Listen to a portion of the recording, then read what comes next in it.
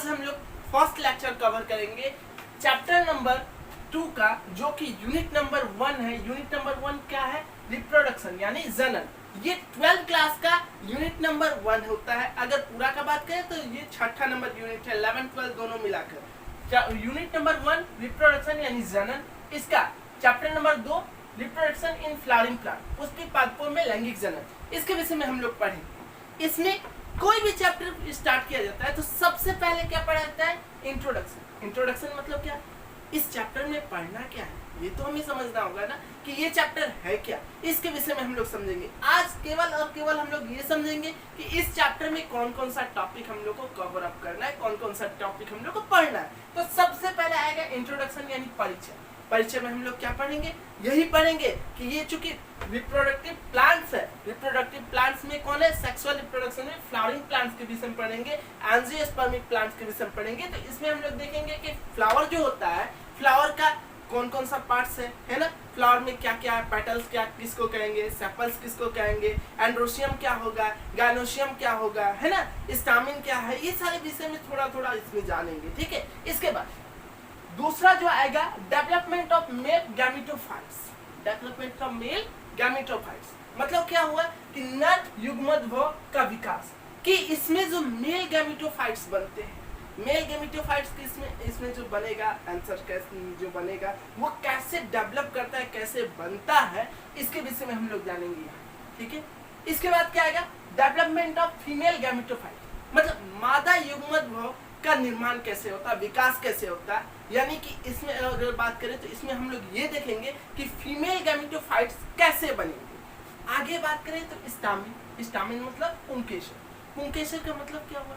तो ये हम लोग जानते हैं कि जो मेल रिप्रोडक्टिव पार्ट्स होता है फ्लावर में, उसे हम लोग क्या करते हैं? यूनिट पार्ट, फ्लावर का यूनिट पार्ट जो है मेल रिप्रोडक्टिव पार्ट, उसका नाम होता है स्टामिन, है ना।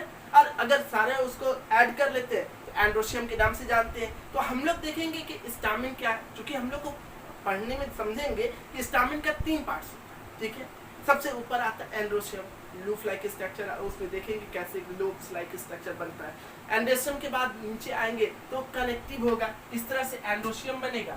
एंड्रोशियम के यहाँ देखेंगे तो ये कनेक्टिव होगा, और इसके नीचे एक इस तरह से डंटीनुमा संरचना निकला रहेगा, जिसको हम लोग क्या कहेंगे? जिसको हम लोग फिलामेंट्स कहेंगे। हम लोग इसमें डिटेल में पढ़ेंगे आगे।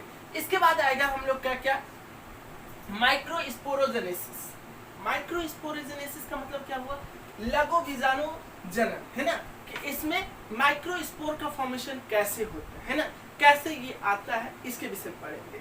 इसके बाद यहाँ हम देखेंगे स्ट्रक्चर ऑफ माइक्रोस्पोरेंजियम, है ना। स्ट्रक्चर ऑफ माइक्रोस्पोरेंजियम का मतलब क्या हुआ कि यहाँ हम लोग देखेंगे लघु बीजाणुधानी की संरचना, कि एक एंथर जो बनता है, ये एंथर में बहुत सारे एंथर का वॉल हुआ, उसके अंदर हम लोग देखेंगे माइक्रोस्पोर बनता है। ठीक है। माइक्रोस्पोरेंजियम बनता है, तो वो कैसे बनता है, उसका स्ट्रक्चर क्या होता है, यहाँ देखेंगे। इसके नीचे अगर बात करें तो इसके नीचे क्या आएगा? माइक्रोस्पोर। भाई इतना टाइम से हम लोग रिपीट कर रहे हैं माइक्रोस्पोर माइक्रोस्पोर माइक्रोस्पोर, तो ये माइक्रोस्पोर है क्या, और माइक्रोस्पोर का पॉलन ग्रेन्स के साथ क्या रिलेशन है, क्या संबंध है, इसके विषय में देखेंगे कि माइक्रोस्पोर पॉलन ग्रेन्स से पहले जो विकसित होता है ना कण, उसी को माइक्रोस्पोर कहा जाता है। वो कैसे होता है, मदर सेल कैसे चेंज करता है, ये सारा चीज यहाँ हम लोग समझेंगे। फिर पॉलन ग्रेन्स यानी कि लघु बीजाणु और परागकण।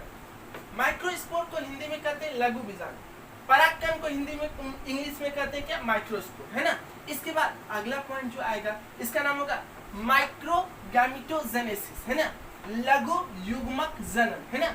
हम लोग देख सकते हैं माइक्रो मतलब होता है लघु, गैमेटो मतलब होता है गैमेट्स, है ना। गैमेट्स मतलब क्या हुआ? युग्मक, और जेनेसिस का मतलब होता है जनन। जनन मतलब उत्पन्न होना। तो यहाँ हम लोग देखेंगे कि गैमेट का निर्माण, युग्मकों का निर्माण, माइक्रोस्पोरोजेनेसिस में स्पोर का निर्माण देखे थे, और माइक्रोगैमेटोजेनेसिस में इसमें गैमेट का निर्माण देखे कैसे हो रहा है, कैसे आगे बढ़ेंगे। फिर देखेंगे, देखिए बहुत सारा ऐसा क्या होता है ना कि हमें एलर्जी होता है, किससे? तो वो होता है हम लोग को पॉलन ग्रेन से, यानी कि परागकण से बहुत सारा एलर्जी होता है। आप लोग यह सब देखा है कि कभी कभी हम लोग क्या करते हैं कि कुछ ऐसे फूल होते हैं जिसे अगर टच कर दे, उसका परागकण हमारे हाथ में लग जाता है तो हमें खुजली होने लगता है, हमें दाना होने लगता है। तो ये दाना क्या है? एलर्जी है। सफेद हो जाता है वहाँ का स्किन, वो क्या है? एलर्जी। बहुत सारा यहाँ एलर्जी के विषय में जानेंगे कि ये जो पॉलन ग्रेन्स होता है, पॉलन ग्रेन से कौन कौन सा एलर्जी होता है, यानी परागकण जनित एलर्जी जो है ना, कि पॉलन ग्रेन से कौन कौन सा एलर्जी होता है, क्या होता है, इसका सिम्टम्स क्या है,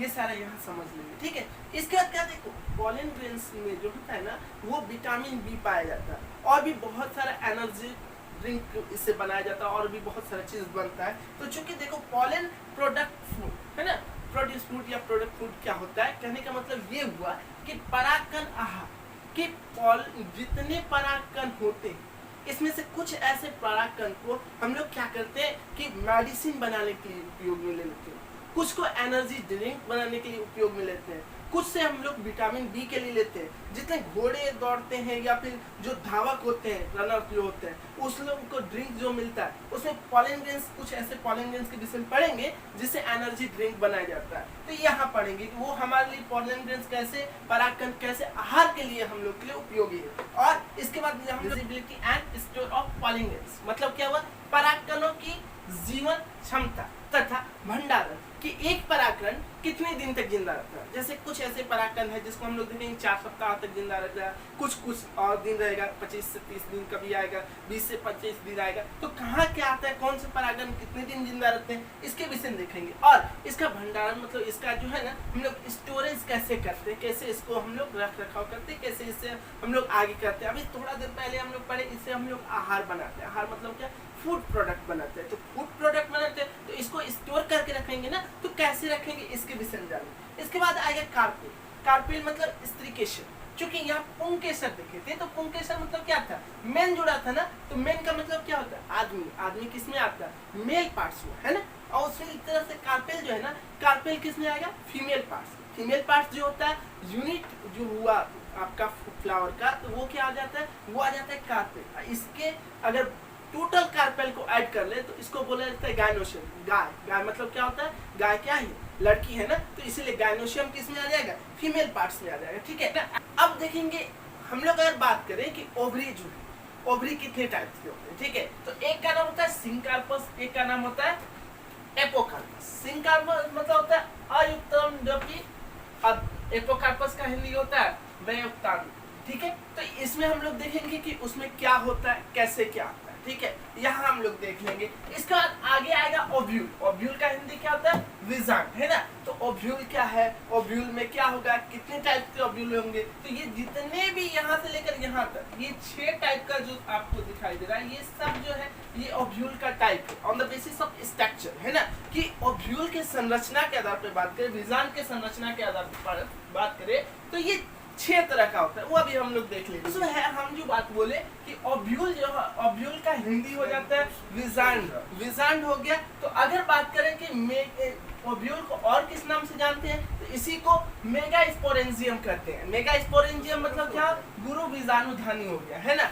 अच्छा, अब बात करें जैसे कि हम वहां देखे थे, वहां माइक्रो स्पोरेंजियम आया था। ठीक है, तो आंसर के वहां देखे थे तो वहां माइक्रो स्पोरेंजियम आया था। ठीक है, क्योंकि वो मेल पार्ट था। फीमेल पार्ट्स में आया, चूंकि यहाँ जो है पॉलन ग्रेन से ये बड़ा होता है, इसलिए इसको बोला जाता है मेगा। ठीक है, मेगा स्पोरेंजियम कहा गया। वहाँ माइक्रो था, यहाँ मेगा हो गया, अंतर यही है। ठीक है, तो ओव्यूल का बात करें तो ये 6 तरह का जो होता है, एक एक करके देखते हैं। पहला नाम आता है ऑर्थोट्रोपस, है ना।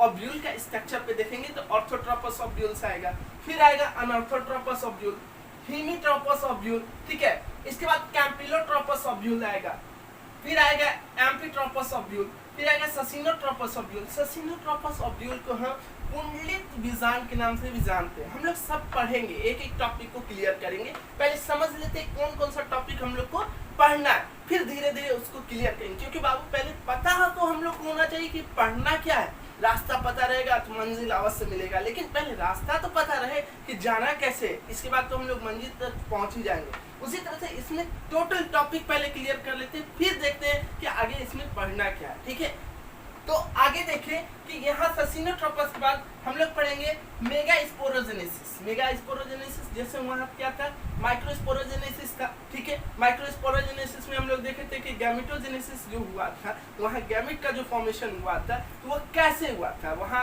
हम लोग वहाँ आंसर से पहले पॉलन ग्रेन्स का फॉर्मेशन जो देखे थे कैसे हुआ उसके विषय में देखेंगे। उसी तरह से यहाँ देखेंगे मेगा स्पोरोजेनेसिस में क्या होगा कि मेगा स्पोरोजेनेसिस में देखेंगे कि ये कैसे बनता, ठीक है, ओव्यूल का फॉर्मेशन होता कैसे है इसके विषय में देखेंगे। इसको हिंदी में कहते हैं गुरु बीजाणु जनन, है ना, गुरु बीजाणु जनन के नाम से जाना गया। इसके बाद आएगा मेगा गैमेटोजेनेसिस, है ना, वहाँ जैसे माइक्रो गैमेटोजेनेसिस आया था उसी तरह से यहाँ आ जाएगा मेगा गैमेटोजेनेसिस। इसमें देखेंगे गुरु युग्मक जनन, क्योंकि मेगा का मतलब हो गया गुरु, गैमेटो का मतलब हो गया गैमेट यानी युग्मक, है ना, और जेनेसिस का मतलब हो गया जनन, है ना। तो मेगा गैमेटोजेनेसिस में हम लोग देखेंगे कि गुरु युग्मक जनन कैसे होगा, है ना। इसके बाद देखेंगे structure of embryo sac. Structure of embryo sac मतलब भ्रूणकोश का संरचना या भ्रूणकोश की संरचना। भ्रूणकोश की संरचना में हम लोग जानते हैं कि जैसे अगर मान लिया जाए ये ओवरी अगर है तो ओवरी के अंदर ये कहाँ पाया जाता है, ओव्यूल पाया जाता है ना। तो इसमें जो पाया जाता है एंटीपोडल सेल पाया जाता है, जैसे कि हम लोग जानते हैं बीच में इस तरह से रहता है, ठीक है, सेंट्रल पार्ट यहाँ रहता है एक सेल, इसके बगल में साइनोवियस रहता है, ऊपर क्या रहता है एंटीपोडल सेल रहता है। तो ये सब कैसे बनता है, क्या बनता है, ये सब के विषय में जानेंगे। तो अब देखो जैसे कि हम लोग एम्ब्रायो सेक देखेंगे, भ्रूणकोश देखेंगे संरचना, तो उसमें हम लोग क्या पढ़ेंगे, एक एपरेटस पढ़ेंगे जिसको एक्सेल के नाम से जानते हैं, यही बीच वाला को, ठीक है। इसके बाद हम लोग क्या पढ़ेंगे, सेंट्रल सेल पढ़ेंगे, सेंट्रल कोशिका पढ़ेंगे जो कि यहाँ मिडिल में रहेगा, देखेंगे हम लोग कहाँ क्या हो रहा है। इसके बाद एंटीपोडल सेल देखेंगे, ये ऊपर 3 पाया जाता है, इसको एंटीपोडल सेल कहते हैं। ये सारा चीज पढ़ने के बाद हम लोग दूसरा टॉपिक में इन करेंगे, उस टॉपिक का नाम क्या होगा, पॉलिनेशन मतलब परागन। परागन कितने तरीके के होते हैं, उसमें परागन 2 तरीके के होते हैं, एक होते हैं सेल्फ पॉलिनेशन यानी स्वपरागन, एक होते हैं क्रॉस पॉलिनेशन यानी पर परागन। सेल्फ पॉलिनेशन को ही और एक नाम से जानते हैं, ऑटोगेमी के नाम से जानते हैं, और उसको नेक्स्ट वीडियो में हम लोग पढ़ेंगे। आज के लिए बस इतना ही, नेक्स्ट में हम लोग इससे आगे पढ़ेंगे कि ऑर्थोगेमी क्या है, सेल्फ पॉलिनेशन कितने टाइप्स के हैं या क्रॉस पॉलिनेशन कितने टाइप्स के हैं। अगले वीडियो में ये टोटल टॉपिक कंप्लीट हो जाएगा, इसके बाद हम लोग आ जाएंगे क्लास में। Thank you for watching.